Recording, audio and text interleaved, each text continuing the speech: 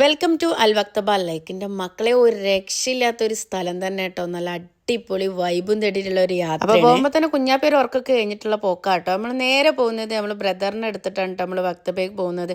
അതും നൈറ്റാണ് പോകുന്നത്. നൈറ്റ് അവിടെ സ്റ്റേ ചെയ്യാനുള്ള പ്ലാനിങ്ങിലാണ് നമ്മൾ പോകുന്നത്. നല്ല അടിപൊളി വൈബാട്ടോ, ഒരു രക്ഷയില്ലാത്ത വൈബ്. നമ്മൾ അവിടെ എത്തിയിട്ടോ നേരെ ചെന്ന് കാറൊക്കെ പാർക്ക് ചെയ്ത് ടെൻ്റൊക്കെ ഇറക്കി കാറുന്ന ടെൻ്റൊക്കെ കെട്ടാനുള്ള പ്ലാനിങ്ങിലാട്ടോ നമ്മൾ.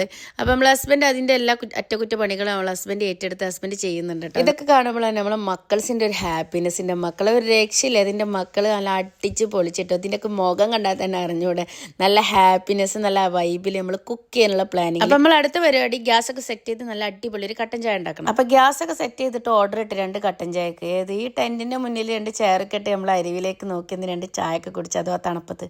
എൻ്റെ മോനെ അതൊരു വൈബ് തന്നെ കേട്ടോ. അപ്പോൾ നമ്മളെ കട്ടൻ ചായ റെഡി. നമ്മളെ കാർന്നവർക്ക് ഫസ്റ്റ് കൊടുത്ത് പിന്നെ നമ്മൾ പുതിയാപ്പിളക്ക് കൊടുക്കുക കേട്ടോ. പുതിയാപ്പിള നല്ല സ്ലോ മോഷനിലൊക്കെയാണ് മേടിക്കുന്നത്. പിന്നെ നമ്മൾ പുഴയിലോട്ട് നോക്കിയിരുന്ന് കുടിക്കുകയാണ് എൻ്റെ മോനെ. അങ്ങനെ നമ്മൾ അടുത്ത പരിപാടി നമ്മൾ ചിക്കൻ ഫ്രൈ ആക്കുക.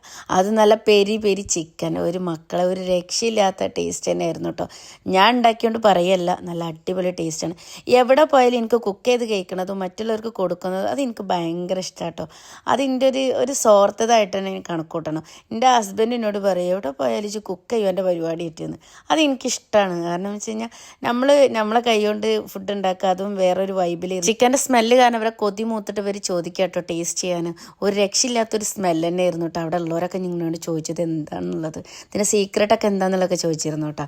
അങ്ങനെ പിന്നെ ഇവിടെ ഒരു കോമഡിയൊക്കെ പറഞ്ഞ് വളിച്ച കോമഡിയൊക്കെ പറഞ്ഞു. പക്ഷെ ഭയങ്കര ചിരിച്ച് ഞാൻ 3-4 കൊടുത്തു ആ കിട്ടിയ ക്യാപ്പിൽ. അപ്പോൾ നെക്സ്റ്റ് പാർട്ട് എന്തായാലും എല്ലാവരും കാണണം. കാരണം മോർണിംഗിൻ്റെ ഒരു പടം വേറെ തന്നെയാണ്. അപ്പോൾ നമുക്ക് നെക്സ്റ്റ് വീഡിയോ കാണാം.